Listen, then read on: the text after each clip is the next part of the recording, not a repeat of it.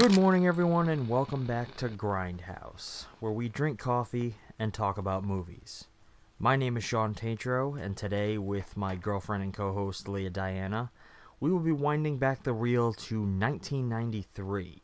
Chance Boudreaux is an out-of-work sailor looking for work in New Orleans. He's hired by a woman named Natasha Bender, who's in town trying to find her father, who is now homeless. When they discover that Natasha's father has been murdered, and just the latest victim of an evil mercenary who cruelly hunts homeless combat veterans for the amusement of their clients, Chance learns that he is their next victim. Chased by mercenaries, Chance uses his fighting skills to take on the mercenaries, proving that he is a hard target to kill. Let's get into it. In the city of New Orleans, in a darker side of Dixie, away from the music and the lights, there's a new game in town. You'll be provided with a guide, trackers, and the weapons of your choice. I need to file a missing person report. The competitors are deadly. We pride ourselves in hunting only combat veterans, men who have the necessary skills to make our hunts more interesting. They always win. You want to find your father? Get somebody who knows the city to show you around. Now, the opposition is about to get one last chance. What kind of a name is Chance? My mama took when? My friend, Mr. Boudreaux, Silver Star, Marine Force Recon. He's obviously not someone we should underestimate.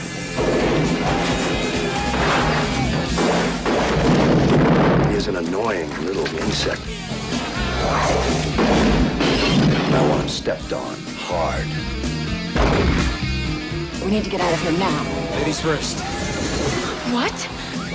These men will chase after you. We met at you for business or pleasure. Both. Look at it this way. You're gonna get to meet Elvis. Give it a rest, pal. Jean Claude Van Damme is the hard target. You miss me? From internationally acclaimed action director John Woo. How's it feel to be hunted? You tell me. Hard target.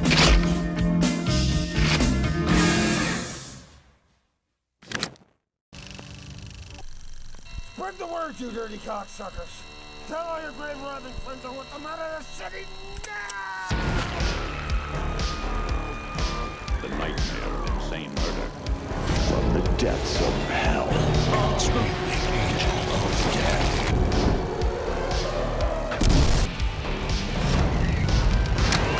Only at the Grindhouse.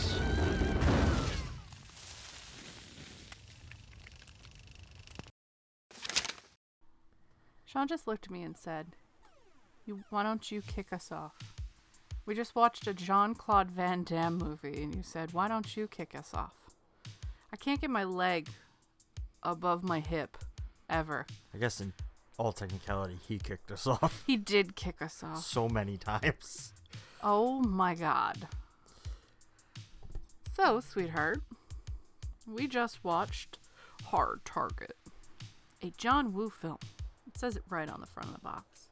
Yes. So this movie was directed by the infamous John Woo. Mr. Woo. It was written by Chuck Farrer.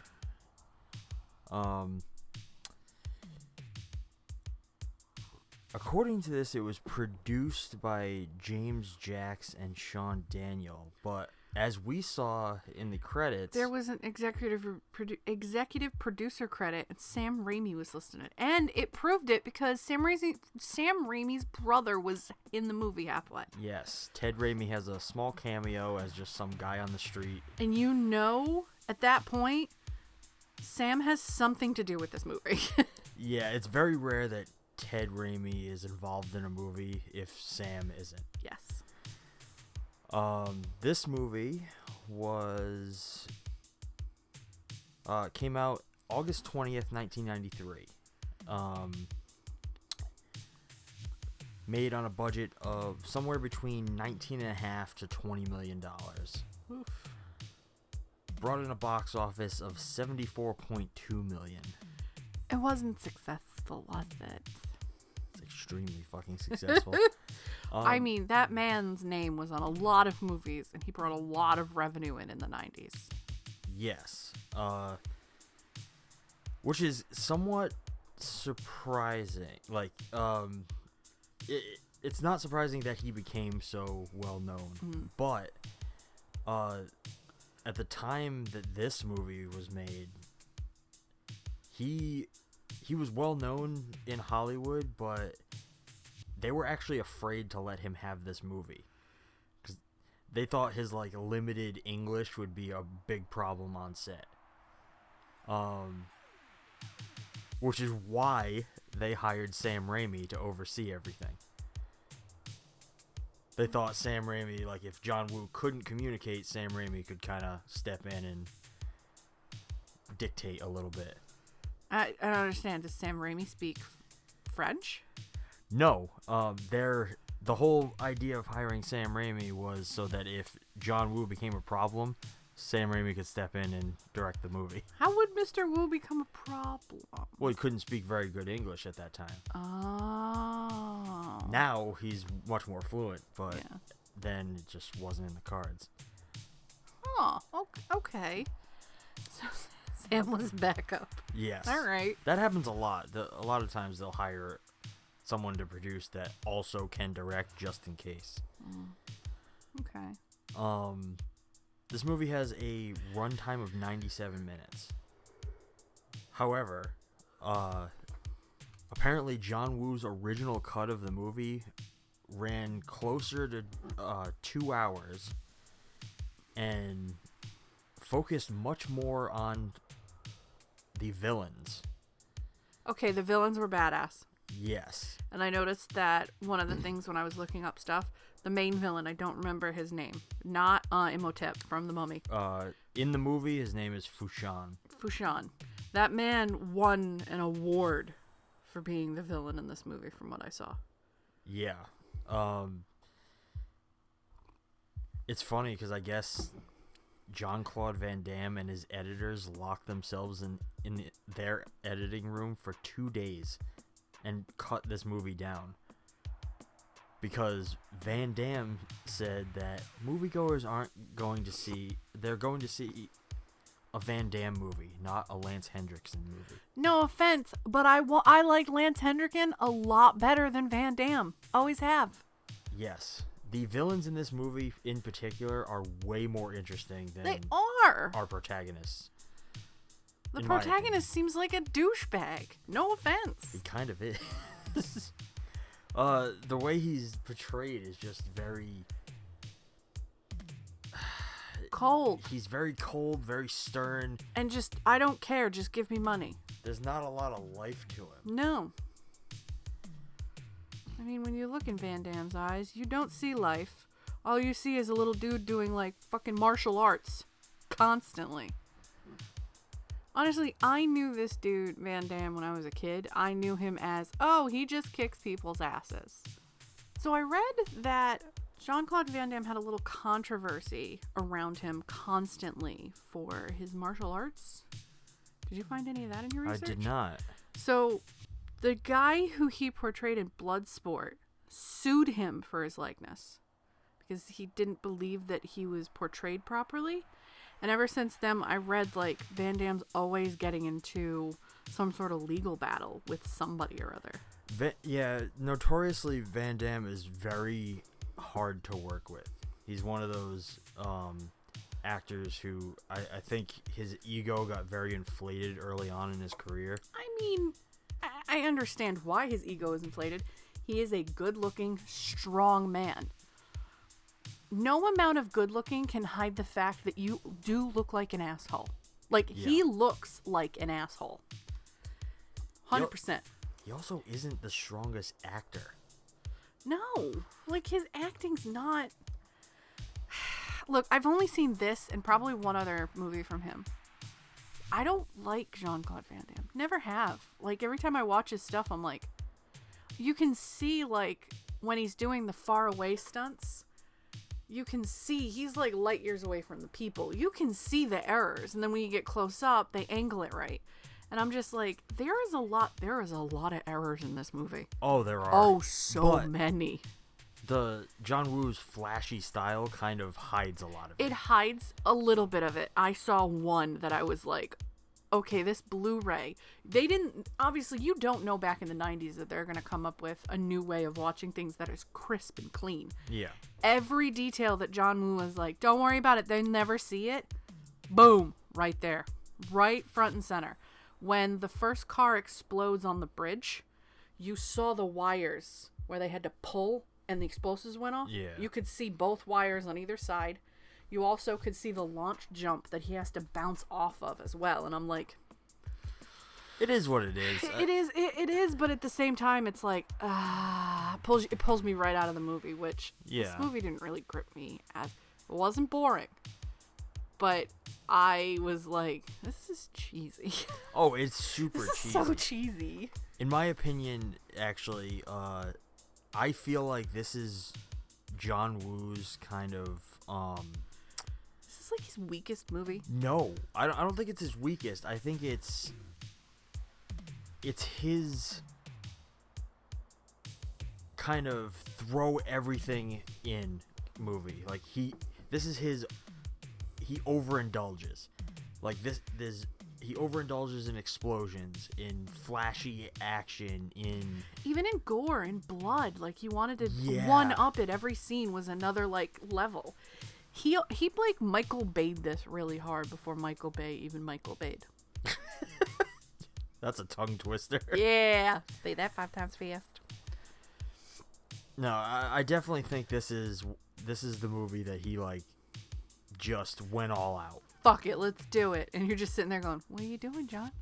I kind of wonder if that's because, like, I think this was his first American film, or one of his first. Possibly. So, like, I wonder if he was like, oh, I might never get another American film, so let me just fucking go crazy. Let me just figure this out. Now I kind of want to... Well, what was this? Mr. Woo's first... Wow. I mean, for God's sake, how many shots had slow motion birds? I actually looked that up. They mean something in his movies. They do. He uses them in every single film, whether it be like one short scene or like many. And I love the visual. It's such a good addition to any slow motion shot.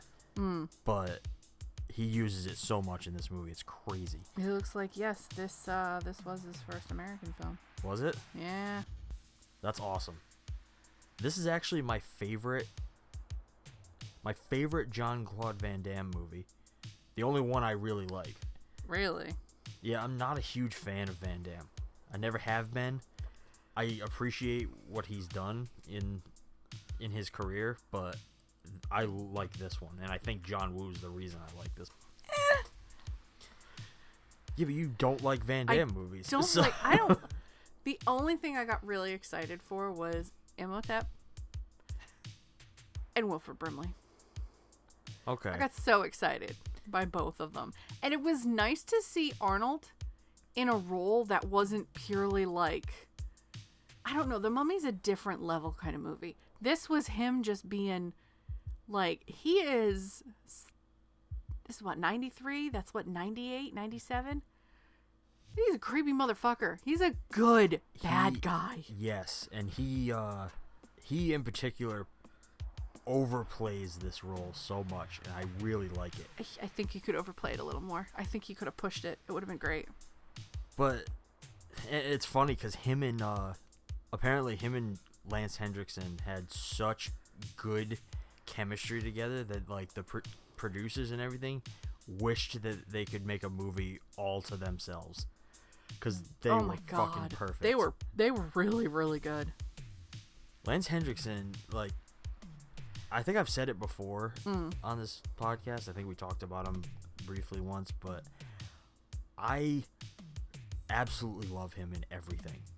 And I feel like in this movie, he had so much fun playing this character. I'm looking to see what else. Close Encounters of the Third Kind. Never saw it. Yes. It's in the wheelhouse. Terminator. Okay. Yep, he was in that. Aliens. Oh! Oh! You've said it before, and I forgot. He's Bishop. Yes. That's why I like him. He's in a movie called Johnny Handsome. He plays a lot of villains. Because he's very good at it. Oh my god. I'm looking at some of these and I'm like, yep. He was in Scream 3? Yes. He plays the studio executive. Okay. He's in Hellraiser Hellworld. Isn't that the one I just bought? For like $3? I don't remember. I'd have to look. I bought one about Hellraiser and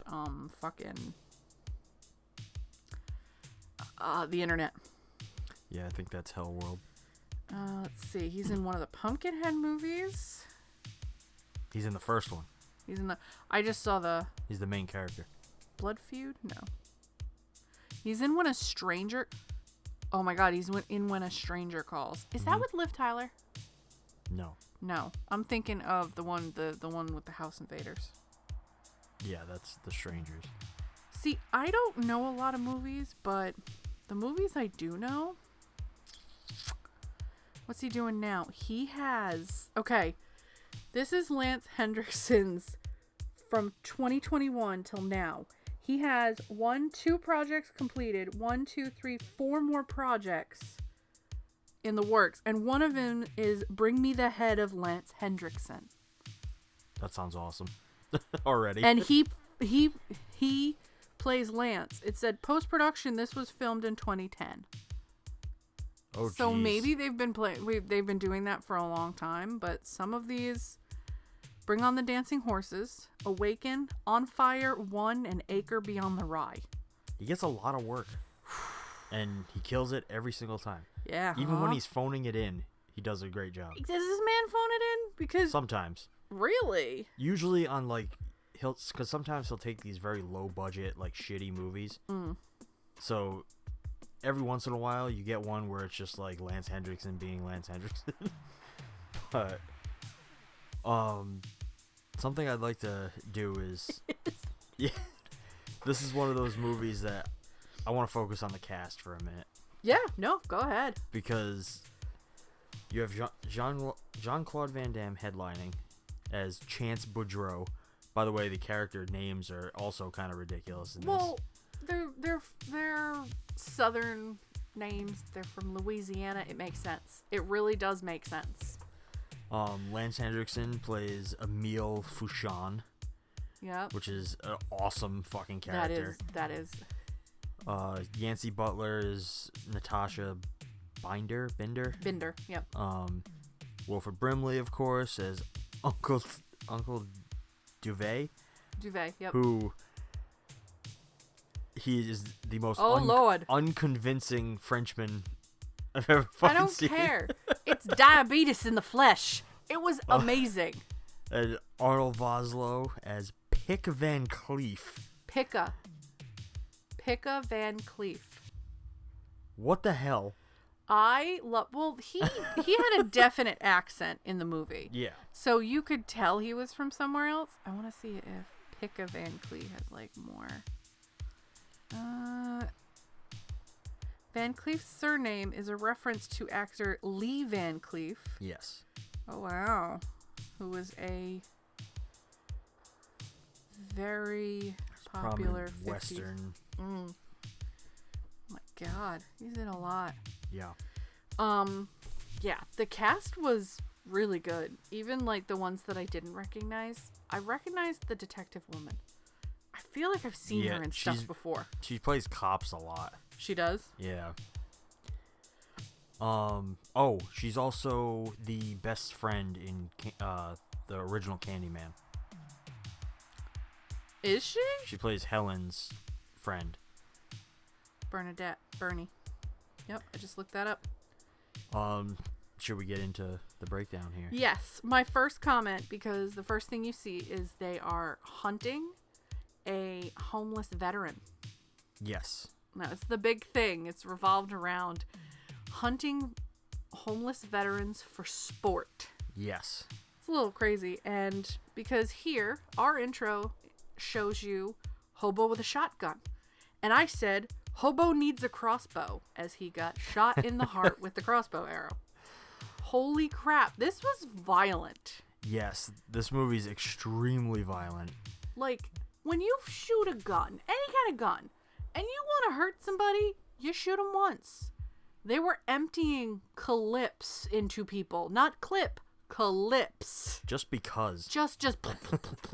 And it's all in slow motion, so you're like, oh, God.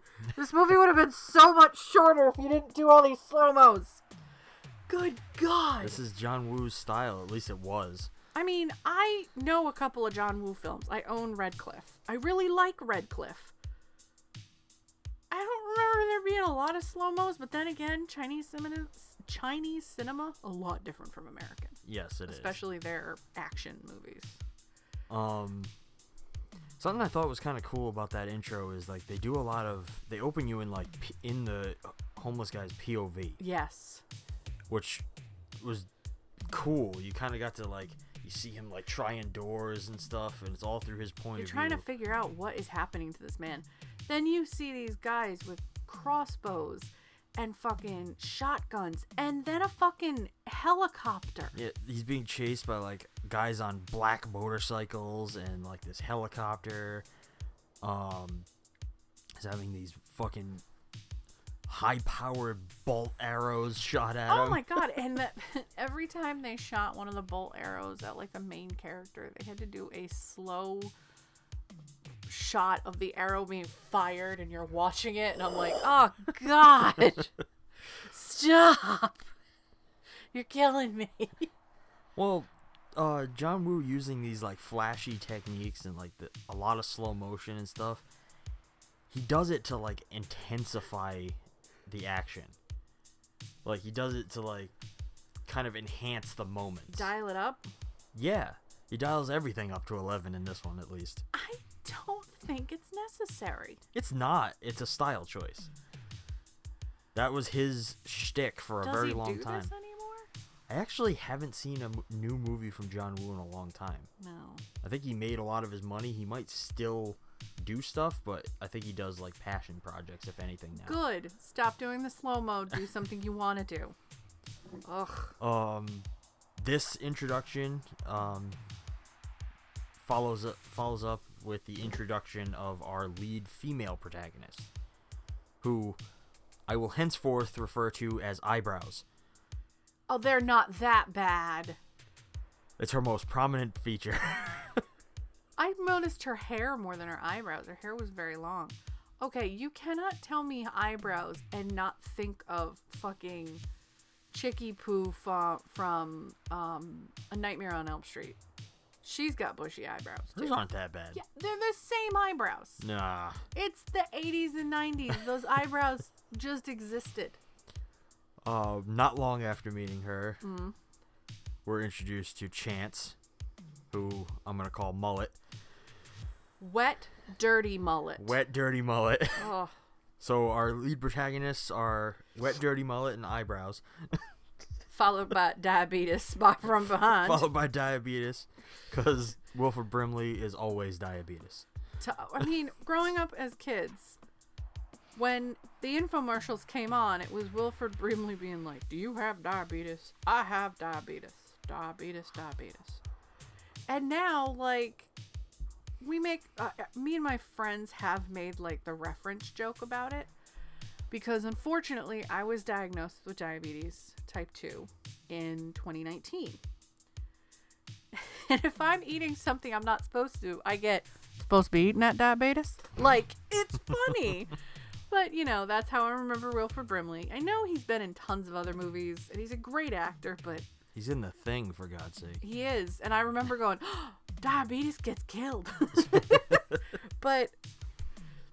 No hate to him. That was the first thing I ever saw him in. So it's not just us. Like, everybody knows him for everybody does. And I think there was a animated movie that there was a cat that looked exactly like Wilford Brimley with the big old mustache. It's an older movie, but every time I see that movie with that cat, I can't remember it. But it's in, if anybody knows what I'm talking about, it's like a cat in a movie. I want to say like American Tail, Five Goes West or something like that. There's just this big old fat cat that I'm like, it's the Brimley cat. But I do have to say, the opening scene did catch me. I was like, oh my god, it's violent, it's horrible. The arrows were brutal, but my biggest note was, how is no one seeing and hearing this? They are shooting at this man. They are screaming. There is a helicopter. You don't think the police go, hey, what's going on by the river? That doesn't seem right. Well, I mean, I get the sense throughout this movie, at least, like, later on, that I feel like, Van Cleef and, Fouchon kind of have somewhat of authority. Like they have a grasp on most of this community. Well, they do show when after, unfortunately, the main guy, or the first veteran, Binder, he's killed. His daughter comes down looking for him, and she goes to the police station, and they're all on strike. So who's patrolling the streets at that point? You're thinking nobody's patrolling the streets. There was only one detective in there who, can we talk about this bitch? Oh, God. Putting a fucking lit candle on a cake closed in her drawer in her office with papers in it. I refer to that as the depression cake. Because when it goes in, it looks okay. When it comes out, it's like flatter and the candle's melted and it looks sad. And you're like, what happened in like it's 2 not minutes? Even just that. Like, it's the fact that you meet this woman and they do this like long. She's like, it's like a tracking shot, but it's handheld. Happy birthday to me. And then the girl shows up and she's like, interrupts her from blowing out her candle. It in a drawer. I would have been like, excuse me, I need to have a sad girl moment. Yay. What do you want? Don't put a lit fucking candle in a drawer, and it had papers in it. It's so stupid. Oh my god. I remember seeing that. Look at you going, what is this? This is John Woo's idea of, oh, this is funny. I have seen your Chinese movies. They can be so much better than that. And the jokes in here, half of them did not land. I was like, no. Is that supposed to be funny? I don't know. I don't think he really cared. I think he was just doing what he wanted to do with this movie. And I find it enjoyable. More power to him, but oh my god. Like, for God's sake, like, he does all these weird things throughout this movie. Like, one of the first ones that I have noted is during this the scene when Eyebrows and Mullet meet. So when Nat and fucking Chance are in the diner. Okay, got it. So she comes in the diner, he's sitting there eating. Yep. She kind of nonchalantly isn't paying attention, kind of just flashes her money to everybody. Okay. It wasn't even that much money. No. It was like maybe $30. But this is a very poor, very derelict town in New Orleans somewhere. In New Orleans. New Orleans is a town in itself. Yeah, well, it's in that area. Yeah. She goes outside. She immediately gets followed and nearly mugged by a big group of dudes. She gets her ass handed to her, too. She gets her ass kicked. And Chance comes out to help her. But they do this shot. Like, he helps her into her car, and then he is about to take on all these guys. They do this fucking shot where he moves aside his jacket, and this is all in slow motion. Moves aside his jacket, and it's like he's unsheathing a sword, but it's his leg, so that he can kick all their asses. That is very Chinese cinema. It's so that fucking is funny. Very Chinese cinema, because like you'll see the older guys doing like, oh god, it's in a movie. Like, I don't know if he directed it, but it's the old man like wrapping up his sleeves to start fighting, and I'm like, but you watch that very particularly before they get into the stance, and you're like, I see the influence, because I love Chinese cinema. I have a bunch of them. Mostly Zhang Ziyi, because I really like her. But you see where that kind of shift is in that, and I'm like, it's an American movie, but there's a lot of like cues from that cinema or that kind of directing, and it's like, okay, all right, this is not really a great marriage, but I can understand because us as Americans would be like, why are you showing me just, look at my hip, look. Well, I get the use of it. It's his weapon. He's he's getting ready to whoop ass with his weapons. I think it's funny to me because it's Jean Claude Van Damme and he's known for kicking people. So it's like he's taking out his leg. Like, look at my sexy muscular leg. I'm going to kick you in the jaw. Like, oh, okay. Nowadays I'm like, can you put that away, please? No one wants to see that. Oh god, well, I'm sure some people do. Nobody wants to see that. Name me one person who wants to see Jean Claude Van Damme in a compromising position. I can't name you one, but I'm sure there's some women out there who find him irresistible, or did. With that mullet? I want to see what he looks like now. Age has hit him hard. Look at his sagging titties. He's still doing movies, too. I mean, he is, but he's not... Now he just looks like that principal, that vice principal that tries too hard when you're in school. Like, excuse me, do you have a hall pass? Like, that's what he looks like. Oh, Jesus. Oh, He's God. 61 years old. Yes. Damn. Oh, he just did a movie called The Last Mercenary that came out last year. It is a French something film. Not but he's from Brussels, so it's a French action comedy movie and it's on Netflix, so we should probably just for shits and giggles check that out. Yeah, maybe. Yeah, just one night we're like, let's do something fun. Let's watch a Van Damme movie. Where am I in? So after that, mine actually, my next quote, because our lovely little kitten decided she wanted me to hold her while she slept. So I literally was holding a kitten like a baby and trying to type with my hand. So I don't have a lot of notes from like that fight for her to like almost the ending fight.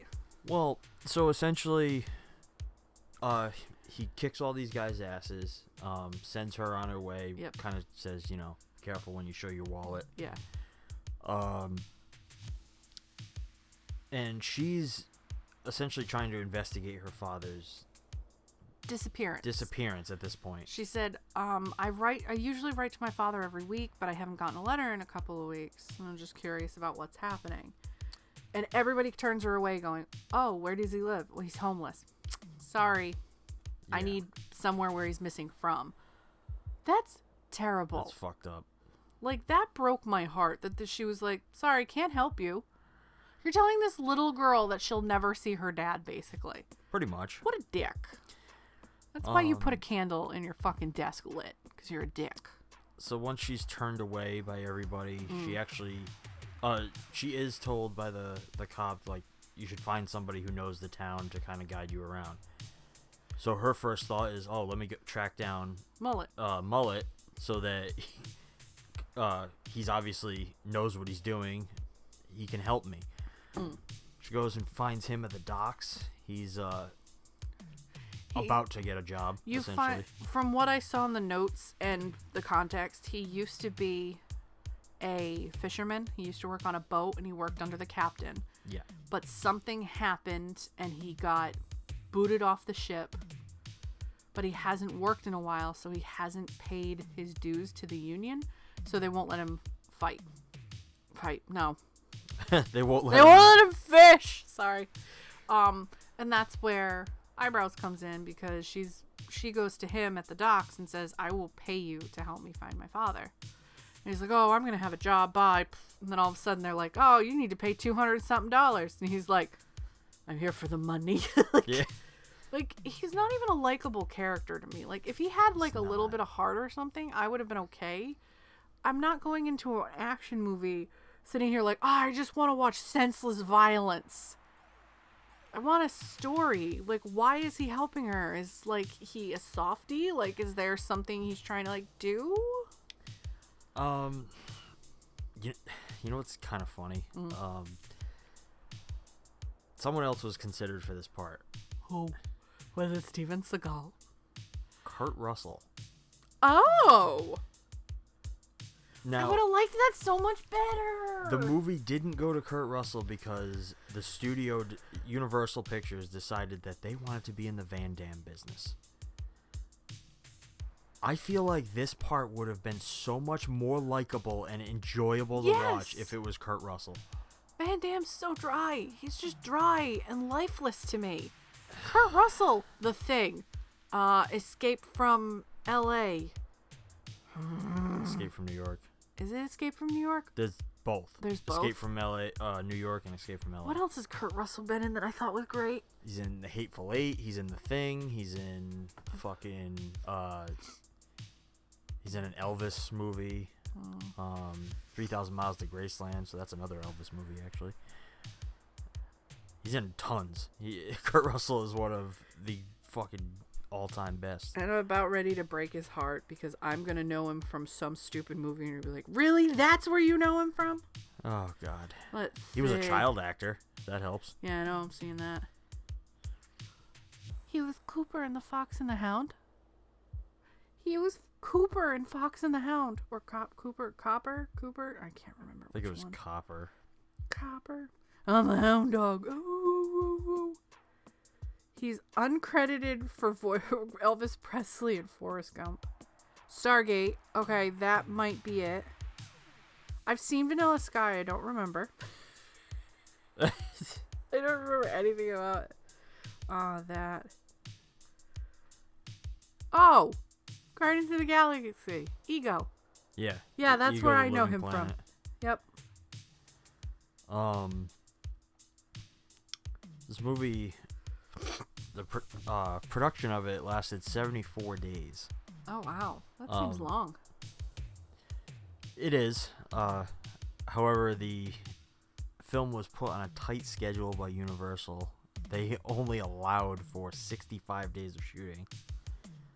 And apparently John Woo was under tremendous pressure from the studio the entire production, and Universal wanted him to tone down the violence and the body count, which He wanted it to tone it down. The subject matter is hunting homeless veterans for sport and Jean Claude Van Damme taking revenge. And you want a lower body count, dude? No, it's not happening. No. Even I know this is all about blood. This is all about violence. This is all about how much can Jean Claude Van Damme kick these people's asses. That's what it is. honestly, like, these studios are fucking ridiculous. they really are. I feel like this movie, like, It was rushed. I think this- it might have been rushed. That's why we Yeah. were seeing a lot of the errors too. I find this so much more, like, so interesting and fun to watch. I think because the villains are so unique. Good. Like, I wish they would release a director's cut of this. Why can't we have Woo's original cut? I want Woo's original cut. I want to see his version, like, focused so much more on the villains because. Is it included in this? No, I don't think so. Scream Factory. You worked so hard to do fucking Event Horizon good. You had to work through it through COVID, through the beginning of COVID too. Get us the director's cut from Woo. Come on. Fuck's sake. Scream Factory, Vestron, Arrow, any of you guys. Like, Criterion? I would do they love, do any of that? Not really. Hmm. They do special editions, but it's more like you get better special features, like commentary tracks and stuff like that. But I want to see Woo's original cut, what this movie was supposed to be. Yeah. Because there are little clues that there was more of a lore behind Chase. Chance. Damn it. There was more mullet. That's what I was trying to, but I kept going eyebrows. You have confused me. You have officially fucked up my brain on this movie. Mullet, eyebrows, diabetes. And Emotep. Emotep. Oh, God. Like, this movie from when she hires him to find his dad. It's just kind of a cat and mouse thing at that point, because they find out that he was passing out flyers from this fat bearded dude. I forget his name too. This doesn't matter. Yeah, he doesn't matter. He's kind of a background character. He's like the Nedry. Yeah. Dennis Nedry kind of character. Like, that's exactly what he is. It's like, oh, okay, he's critical, but he is not important. What he's doing is important. He gives jobs to a lot of these homeless people to pass out flyers. And he's also working with the bad guys. Lance Hendrickson and Arnold. So I can't remember their names. This is terrible. It's their names are so like obscure. Their names in the movie? Yeah. Pika. It's Pick Van Cleef is Vosloo, and Emile Fouchon is Hendrickson. So Fouchon and Van Cleef work with this dude that hires veterans, just homeless people in general, to pass out flyers, and they pick the best stock, basically. Like, they offer them like this big once in a lifetime thing where here's $10,000. All you need to do is go 10 miles through the city and get to the river. If you get to the river, this $10,000 is yours. That's a cool idea. That's a lot of money for someone who is homeless and has nothing. Exactly. And that's life-changing. That is. That's a game changer. But then you have to think about, like, okay, what's the catch? The catch is we're hunting you like you're a piece of goddamn meat. Run. Like, holy shit. That's fucking insane. So this dude is working with them to, like, find the best of the best. Like, the best, like, veterans that are combat ready, that can fight, that can kind of do this, to see who will last. But obviously how rootless Van Cleef and the other guy is, like, they're not going to let these guys go.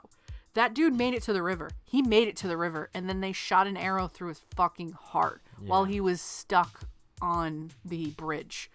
Like, he was dangling above the water. He should have been let go. Like, he made it to the water. He's good. Nope, they shot him through the fucking heart. Like, you guys are assholes. I'm so happy. I like you guys so much. And it's just kind of a cat and mouse chase just to find the evidence. Like, you already know what's happening because you're running with the bad guys and the good guys at the same time. You're just waiting for the convergence. Right. So the convergence pretty much is Van Damme's character gets a little too close to everything. He figures everything out.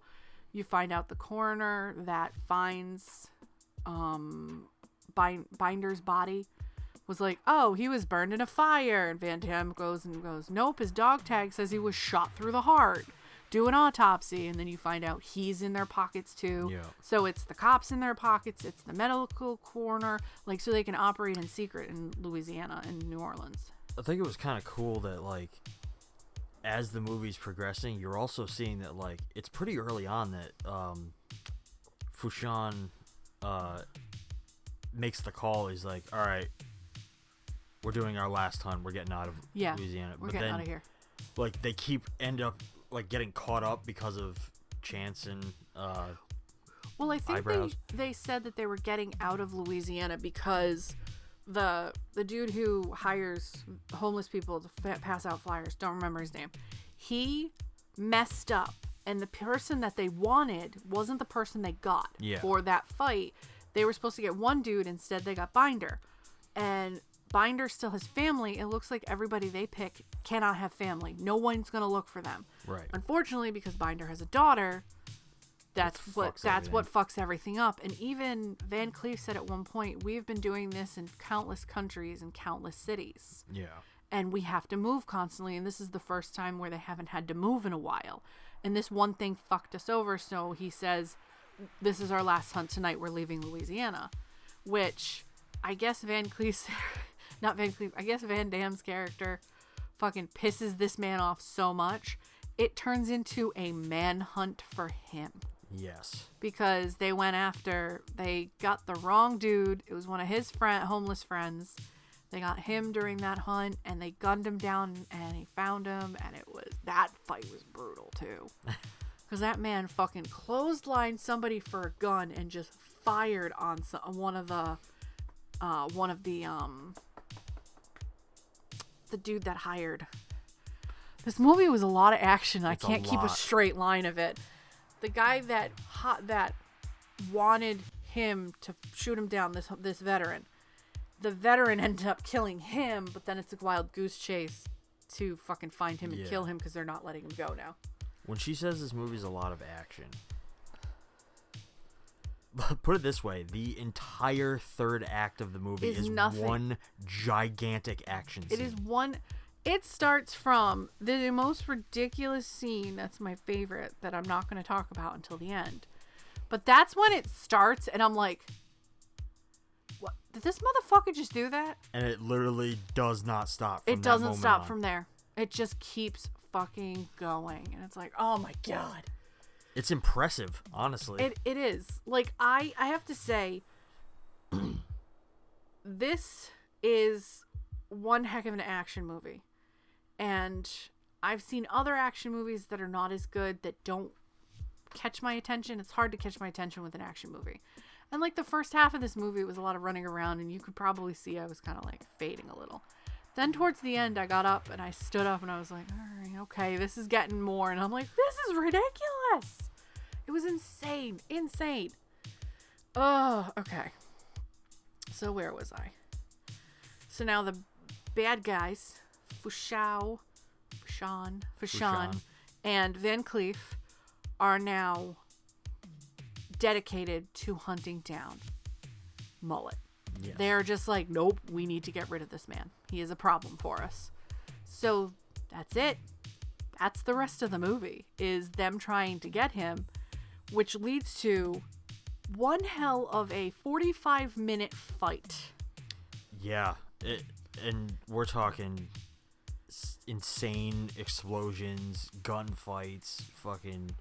In the interim, though, he does meet Wilford Brimley, and you find out that's his uncle. Yeah. And he was raised in the bayou. He was raised, like, knowing how to defend himself and all this shit. Now, let me tell you, Wilford Brimley on a horse, firing an arrow. It's hilariously awesome. It is amazing. And just watching this man, like, just shoot arrows off the back of a horse, I'm like, oh my God, it's like the fat fucking impersonation of Legolas. It is so bad but so good at the same time. I'm gonna give this movie something that a lot of movies don't have, is like every single character is memorable for something. Yes. It might not be a good reason, but they're memorable for something. Well, like a lot of it, like this one, a lot of the characters have physical traits that are very memorable. So like Mullet, obviously, his hair, his black trench coat, like he stands out. I don't have anything behind these eyes staring. Yeah. Then you have Nat, who eyebrows, long hair. She's not afraid to get in. She's not afraid to get her hands dirty. She also has these physical looks that she's beautiful, long brown hair, very thin, very, very statuesque, kind of tall-looking woman, in my opinion. Yeah, I was more referring to like expressions that she gives. Yeah, she has very good expressions. She's very good eyes. But like to me, she seemed like a woman that could hold her. Then you have all like even the side characters, like his friend who unfortunately gets gunned down and killed. He was very memorable because he had kind of a sense of humor and he was really real. He's like, hey, like her dad had to pass out like strip club pamphlets and he's like, look, we got to get money anywhere we can. This is what we do. Yeah. Don't take offense. Yeah, don't take offense. Like, this is our life. When you're homeless, you got to do what you got to do to survive. Yeah. Which makes a lot of sense. It really does.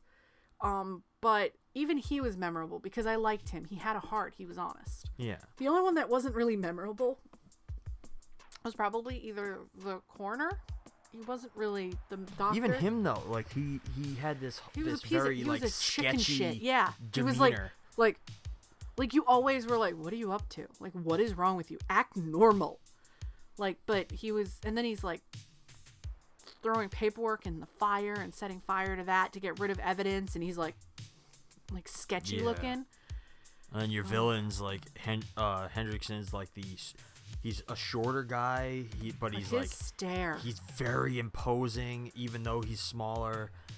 he's got this fucking. He's always dressed in all black for the most part. He's got this like ridiculous single shot sniper shotgun rifle thing. Oh my god, that he just loves. And then you have Arnold. Oh Just god. think of the first time you saw Imhotep walk into the room in that first scene in The Mummy.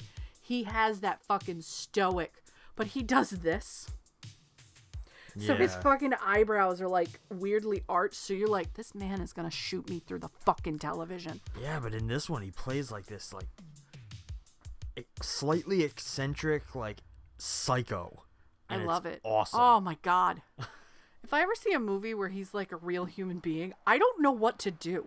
I'll be like, I'm sorry. I can't take you as a normal person. Apparently he's a really nice guy in real life. He's just a good character actor. He is. Very good. Very, very good. Oh, where am I?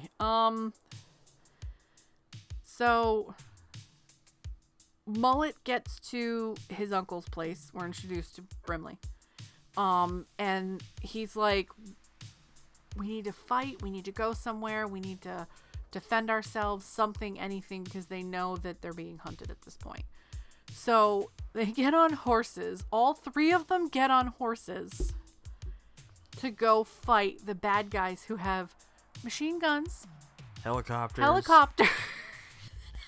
Fucking motorcycles. Wait, why are we having like a Western technology fight? Like, am I watching The Matrix, but from like Wild Wild West perspective? It's so ridiculous. It is. But honestly, at that point in the movie, like, it calls for it. It calls for the most ridiculous shit.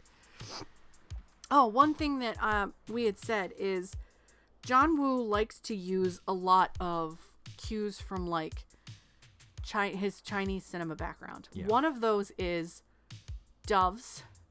There are doves, slow motion doves everywhere, and I took a picture of what it means. Wu stated, "These guys have done some bad things in their lives, which their souls got saved in the end, which I also wanted to express through image. To Wu, the dove symbolizes the peace and purity, representing the spirits of the characters even if they commit acts of violence." So it's telling you, plain as day, because there is a dove, like from like the middle of the movie on, there are doves in every scene with Mullet. Yeah. Like you see this white light and these doves come out flying behind him. He physically coos and makes bird noises to distract them. Like, it was interesting to see that. But also really weird because it's like this really actiony shot and you just see this bird slow-mo doing this. You're like, what is happening? Until I Googled this, I was like, what's with John Woo and the doves? So, and then they're going through the forest, like hunting him down, and they end up in a storage warehouse with all of the Mardi Gras floats. I have one question before we get to the climax here. Ba-ba-ba-bum. I have one really big question. Did I see Jean Claude Van Damme just straight punch a snake in the face?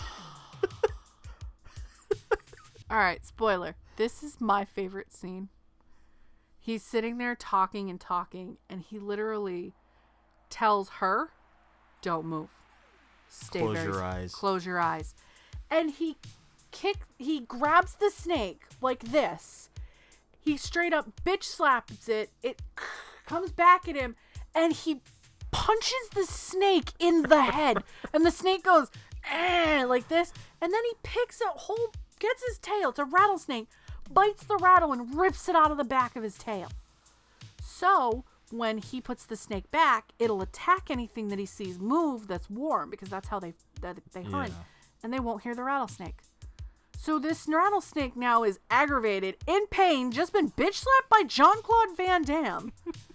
When the bad guys show up in this clearing with this tree, this snake just goes, ha, on the dude's face. And I'm like, that snake is having a bad fucking day. And then fucking Van Cleef just goes, no, it wasn't Van Cleef, it was Faustu, goes and blows its head off with a shotgun. Oh my god. It was the moment where I went, what is this movie?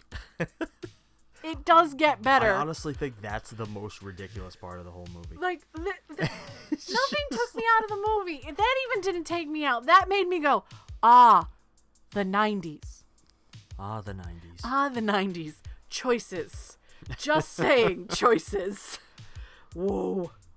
Oh. So after that, they're all chasing each other, and they end up in the warehouse, which all of the Mardi Gras decorations.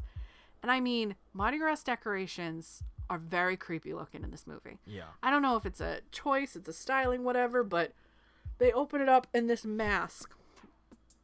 I was like, that mask is terrifying. That big, huge one? Huge mask when they open the door, and then you realize you're in the storage facility for all the floats and all the stuff. And everything is very, like, hyper stylized, which I'm like, oh, man. Since when do you shoot paper mache or anything like that to make these floats? Since when does it erupt in sparks and explosions? Like, just the fucking, it looked like you just shot a power line, and the electrical fucking sparks, the amount of fire, just the amount of, and every time you shot it, there were beads and confetti coming out of everything. I'm like, this is a fucking ecstasy trip going on right here. Like, this is a movie where, like, I'm on drugs.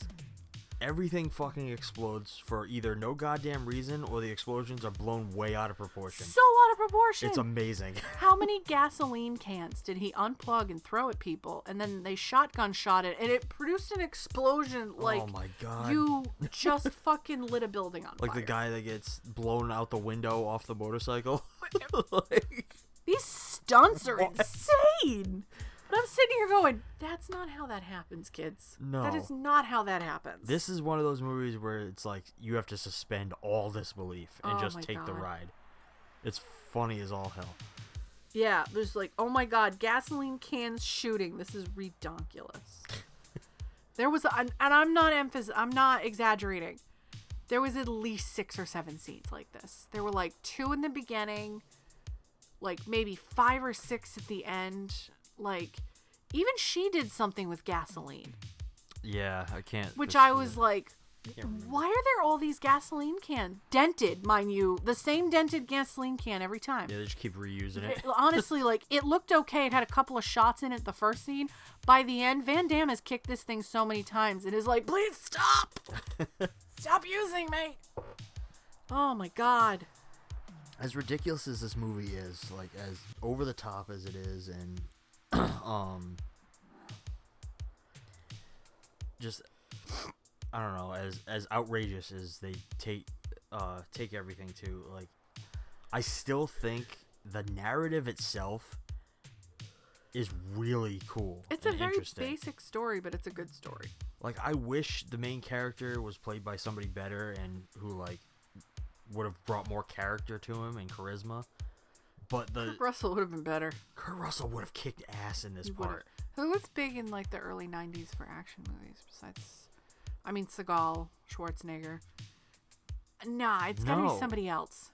I honestly don't think you should put anybody like that.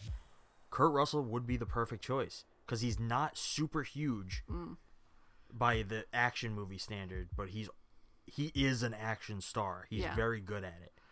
So like, who did we say is an action star now without ever trying? Keanu Reeves.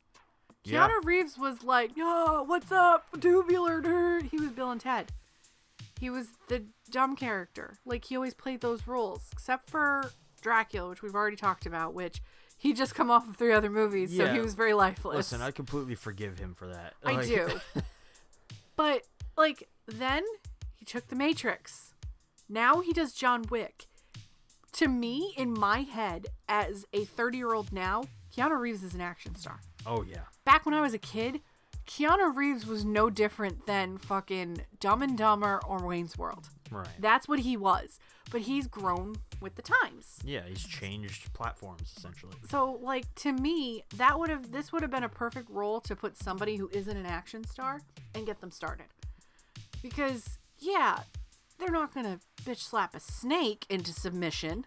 No. But it's also, maybe it's just because I don't like this actor. He's not likable. I don't like him. If you just want straight brutal violence, yeah, sure. In certain roles, I think Jean Claude Van Damme is fine. He's serviceable. Like in stuff like Bloodsport and because isn't he an actual boxer? Doesn't he that's where he started? He's a fighter. Something along that line. Yeah. So Bloodsport makes sense because that is a fighter movie. Right. This? It's so weird. Like he just doesn't fit. He's a puppet. I feel like he's a puppet. He takes in the information. Really sorry, that's our alarm to feed the cat. He's just I just want to strangle him and be like, why don't you have more likability? Yeah. Now, if we watch this other one, The Last Mercenary, maybe he's more likable that he's older. Maybe he was just younger and going through the motions. Maybe, I don't know.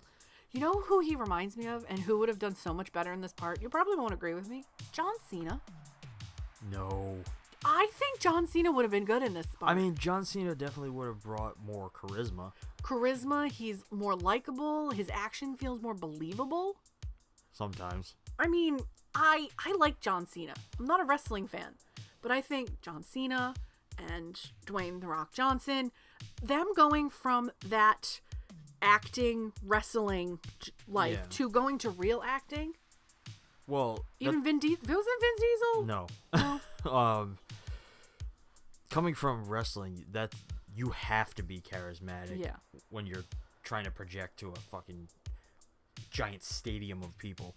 Like, so that kind of makes sense. Like, they just have to learn to tone it back when they get into films.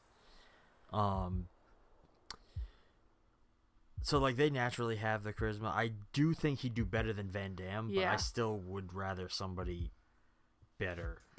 Could you see Keanu Reeves in this? Yeah, I could see Keanu Reeves doing this. Like, he would add something different to it. Yeah. I don't know. I don't know many more action stars. I mean, there's plenty, but, like, I can't, like, I honestly think Kurt Russell would have been the better choice. Yeah. Man, Kurt, you missed out. And it's not even his fault. It's not. Universal. It was the studio. I don't really know where to go. The endings, the final ending's really weird. Because, okay, so Brimley's character gets shot with an arrow, and you're thinking, oh, God, he died. That sucks. And she's learning how to kill people. She's shooting them down, everything. They defeat the big baddie. And the ending scene is, he didn't get shot in the heart. He got shot in the flask, Brimley. Yeah. And then they get up and walk away, and that's the credits. And I was like... Well, a lot of... Boom! I'm like, what? A lot of action movies kind of end... It's just like, here's the start, here's the end, done. You don't get any resolution kind of stuff. Like, oh, fighting's over, nothing here to see, bye. Like... Yeah. I just don't like it when movies end like that. No, but it happens a lot in this genre. Yeah. Like, they just end. They're done. They stop. Yeah, because they want to end you on that high of, like, all the action just happened and everything. They close it all, but... I don't know. That I never enjoyed that high of action movies. Like, to me, like, an action-packed movie like that, like, yeah, this is great, yeah. I want, like, some sort of ending. I want a conclusion. I want to come off of that. Yeah. I want to ride the high while I'm in the movie. When I'm leaving the movie, I like that. That segue out. Now it's calm, quiet time. Now I can relax. I can understand that. This movie just kind of ends. It's just one of those. It's just how it is. It's just like, stop. We're done. And honestly, it kind of ends because the most interesting characters are all fucking dead. Yeah, they killed the interesting characters. Their deaths were pretty fucking epic, though. I mean. Yeah. Yeah, they went out awesome. One of them actually went out with a bang. On that note. Closing questions? No. I think I've said what I want to say on this one. Closing. Oh, you mean? Oh, I thought you meant closing comments. I'm struggling. Overall thoughts on overall thoughts. So my overall thought on this movie is, you're gonna look nice on the shelf.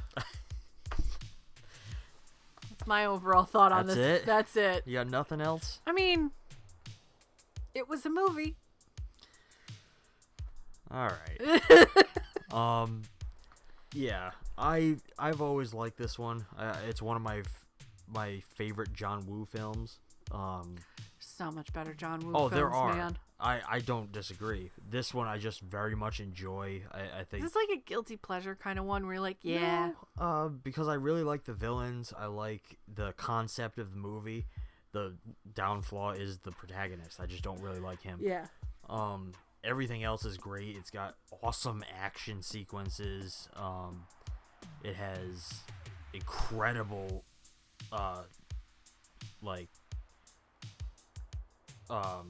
special effects and gore, and for an action movie, that's odd.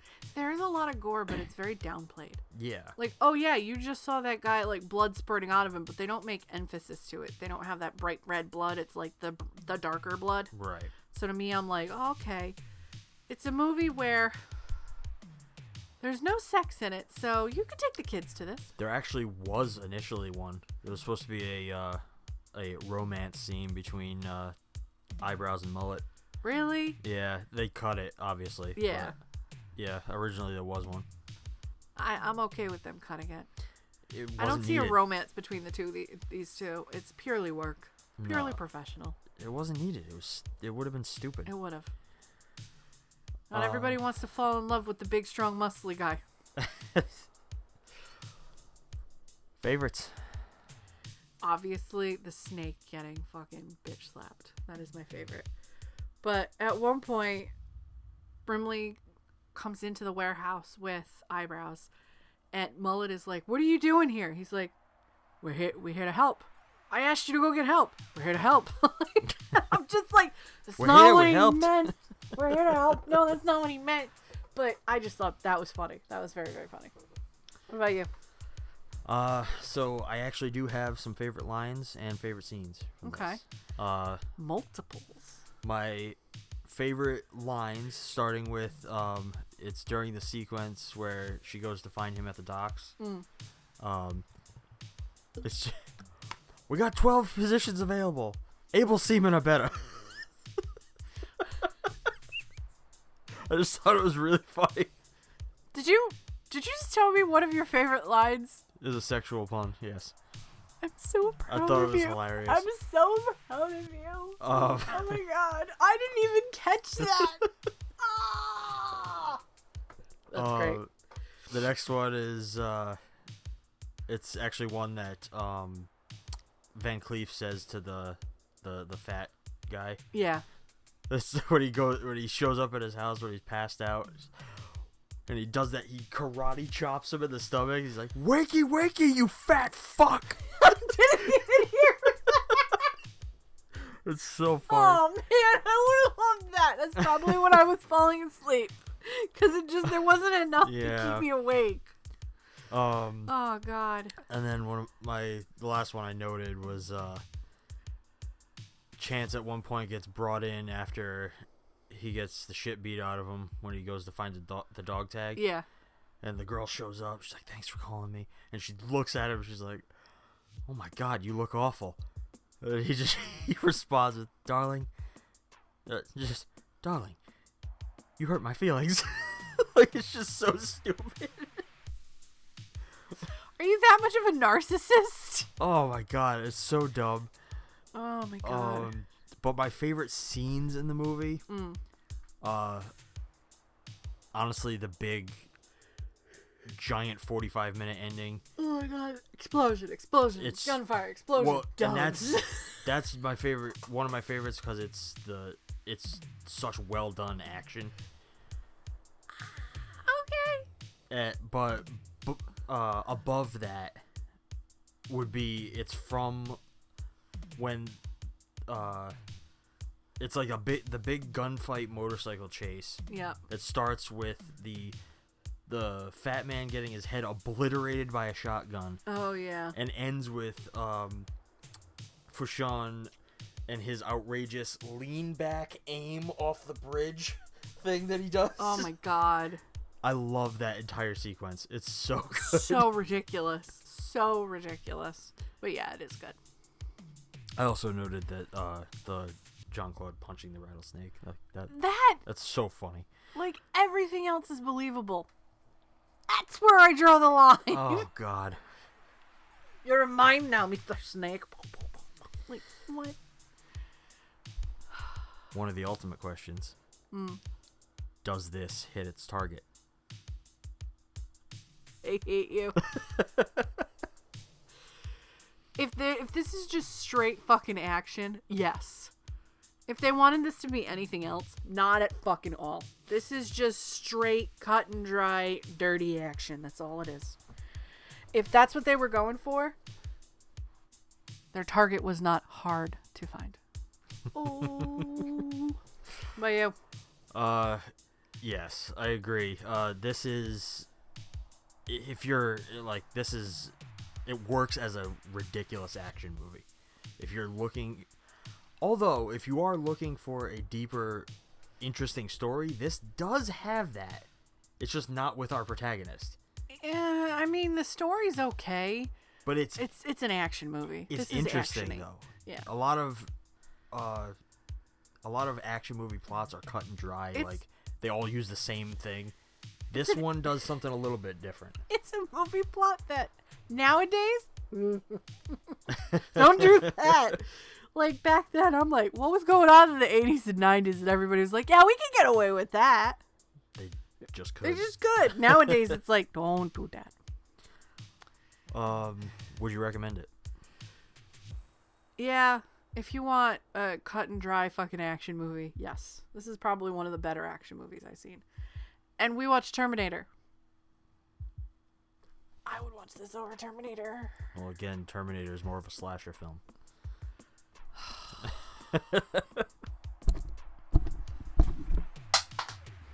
My burb fell.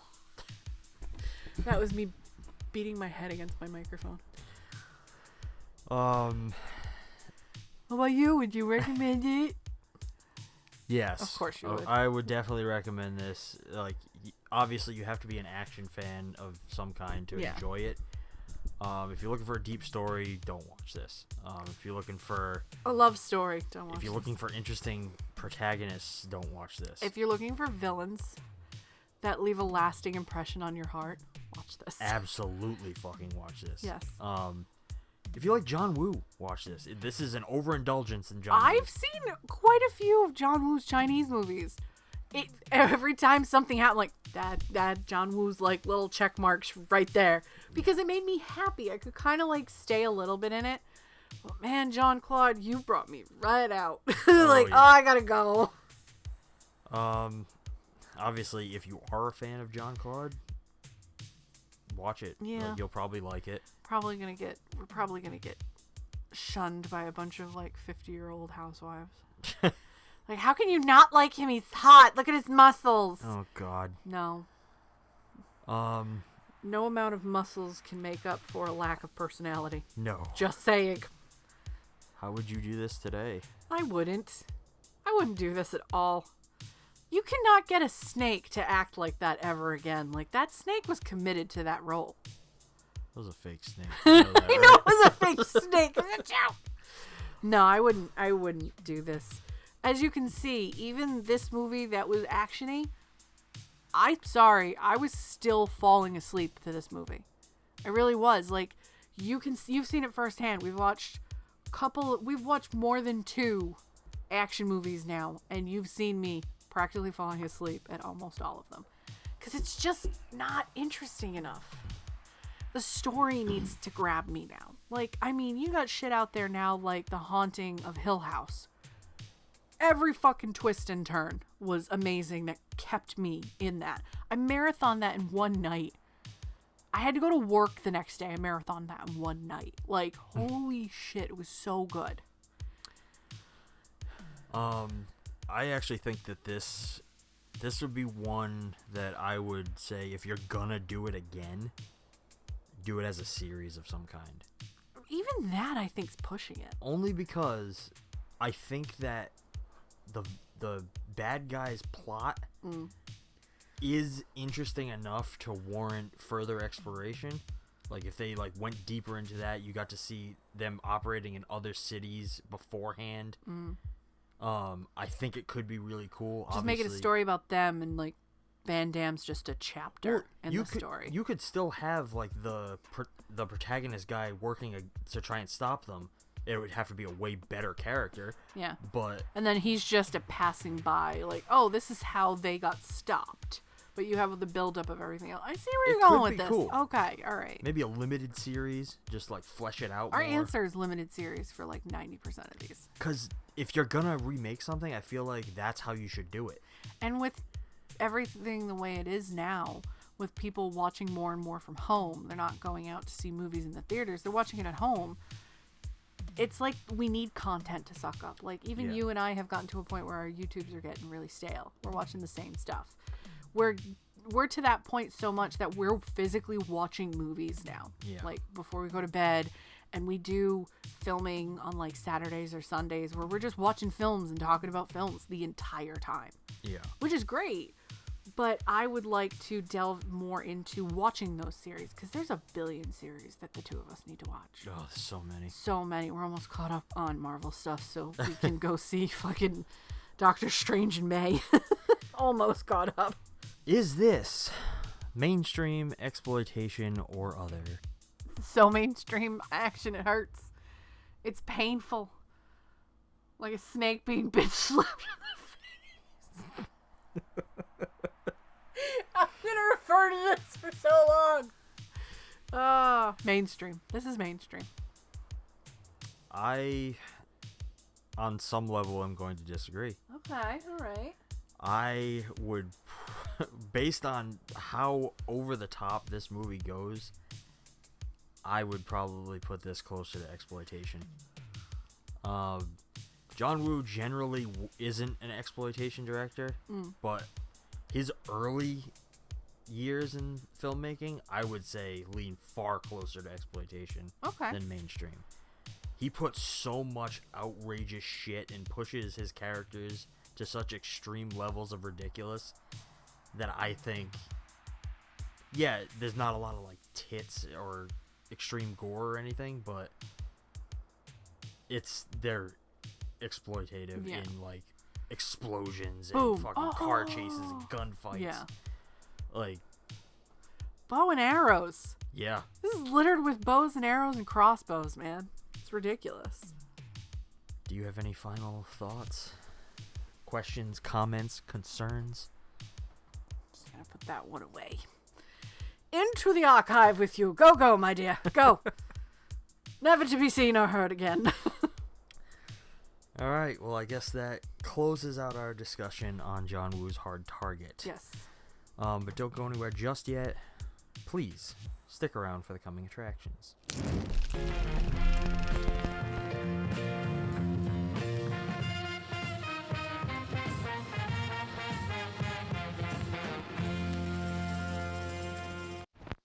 Coming to home video for the very first time. One of the greatest Disney classics, the Aristocats. Meow. Meet a wealthy duchess and her 3 adorable kittens. Why should you be first? Because I'm a lady, that's why. You're not a lady. You're nothing but a sister. They've been catnapped and abandoned in the French countryside. They're gone. By a greedy butler out to steal their fortune. What's gonna happen to us? Now it's up to O'Malley, the streetwise, smooth-talking alley cat, to save the day. Yeah. Join an unforgettable cast of delightful Disney characters as they help Duchess and her kittens find their way home. Lay some skin on me, scat cat. The Aristocats. It's filled with excitement. Charge! Romance. Scandalous. Sissy stuff. And music you'll be dancing to all night long. This is outrageous and crazy. But most of all, it's... Quiet! It's delightful Disney fun.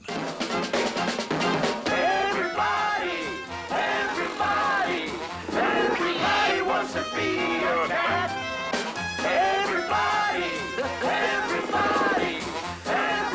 wants to be a cat. It's a jazzy addition to your Walt Disney Classics collection. The Aristocats, coming soon to video cassette. So we're definitely going in a new direction with this next one. Yes. So originally we had a different one scheduled, but unfortunately we waited too long and it is no longer on streaming platforms and we don't have the VCRs hooked up to the color TV.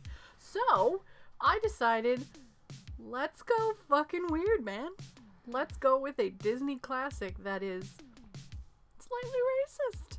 Yeah, if memory serves, this one's not the most PC by today's culture. No, it is not. I don't really remember a lot of it, but all I know is this had a little bit of a stir a while back. Not in like 2020 and anything, but it was definitely in the last like 10 years. But I know everybody remembers the big white cat. I don't remember her name. And Marie. Everybody knows who Marie is. Fuck if I know anybody else's name in this goddamn movie. I just know little Marie. Yeah, my younger sister watched this one growing up. I don't particularly remember it that much. I remember O'Malley. O'Malley the alley cat. Yeah, but that's about... I don't really remember any details about it or anything like that. It's not a Disney...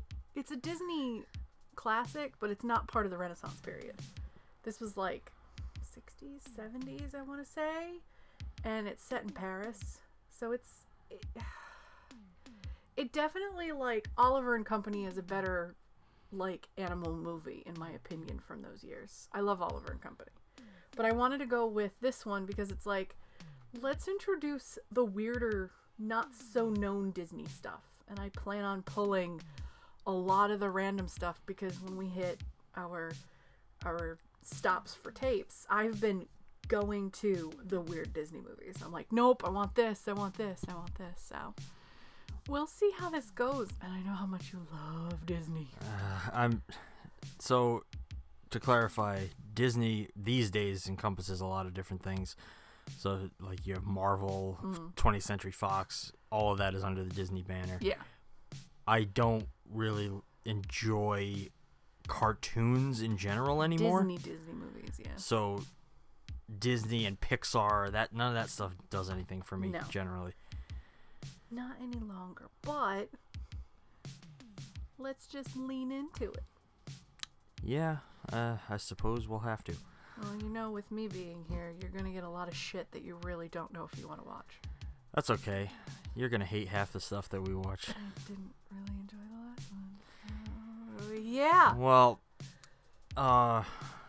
before we wrap up, apologies for the people watching on YouTube this episode. We had a memory card issue, so our video cut out, and you're just going to hear us for this little ending.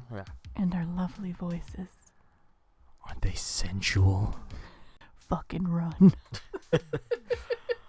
But, you know, as always, if you're looking for us on the internet, you can find Grindhouse on Instagram, Facebook, and Twitter. On Twitter, it's Grindhouse Cast. Yeah. On Instagram and Facebook, it's at Grindhouse Podcast. Sweetie, where's your notes? Where are your notes? I'm trying to go off the cuff here. You do it real well. I'm terrible. If you'd like to talk to me, we have a Discord, which the link for that will be in the show notes below on YouTube or on the podcast. I don't remember the rest of your spiel, so you're on your own, baby. And if you'd like to have a more visual experience with it, we are on YouTube. You can subscribe to us and find us at Grindhouse Podcast as well. For other recommendations such as coffee and other shit, it'll be down below in the show notes as well. Or if you want to recommend us some coffees or, you know, movies, or if you want to see our archive, which we have 99% complete and it'll never be ready complete. To go. That's why it's 99%, because there's that 1% that we don't have. And that 1% is like 99% of the world's movies we don't have.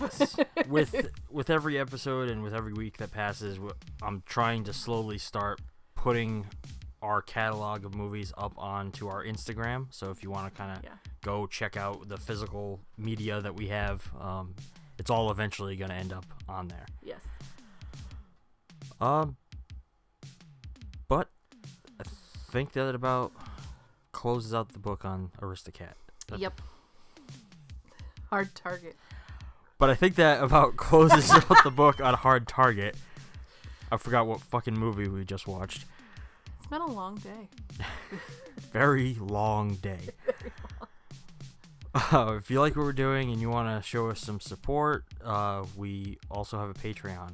Yes. Where you can give as little or as much as you want. You can help this show grow, and we eventually are trying to put up some special content just for patrons. Yes. So things are in the works.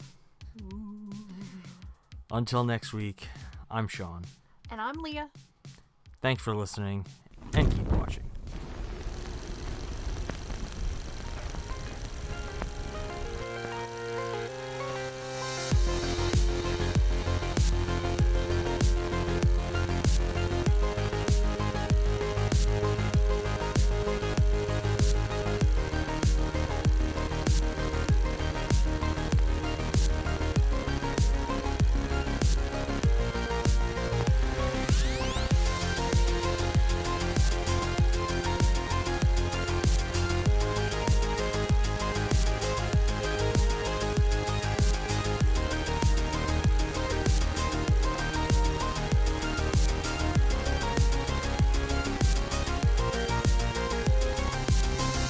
Of the shocking nature of many scenes in this film, it is definitely not recommended for the squeamish.